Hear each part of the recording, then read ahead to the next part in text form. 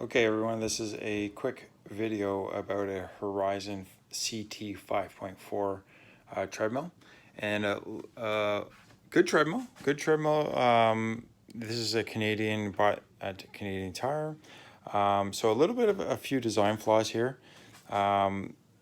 specifically with this pad, this center console here, and the safety key. So what happens is, the number one thing is, especially if you use this any bit at all, what happens is this just rusts out. I don't know if you can see that rust in there, but it literally just rusts out. And so when you go to put this in there, it just doesn't work. So I personally had to take this out, and then I'm just going to have to wire it so that it's basically not active.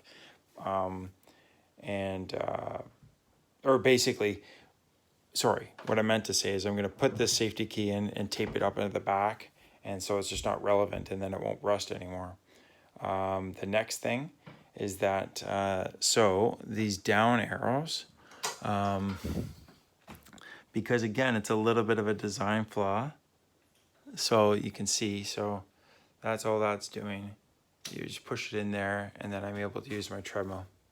So the other problem I had was this down button was stuck in the down position. So I turned my treadmill on, and the weight would just go down to the lowest weight setting, and I couldn't use it.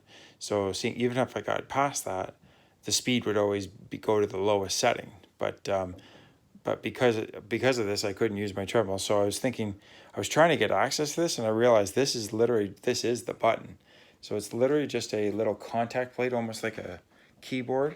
There's no actual button there. And so what happens again, if you're sweating, eventually this just gets in there and shorts it out, and it doesn't work. So what I've done is I've just lifted it up gently, and now it's working. So that's all that needed to happen. But now it's working. So I can go down, I can go up. So I can go down and up. And so if you have the same issue, you just need to pry it up a little bit, and you want to gently press these buttons. I'd even recommend to use these buttons as much as possible. They're a bit more hidden away from sweat and stuff like that, but it's not a bad idea to have some sort of almost like protective plastic over this area especially, and maybe even up here. If you're using a treadmill a lot and you sweat, and obviously you always use a fan. Like I have a side fan when I'm Zwifting or running on the treadmill.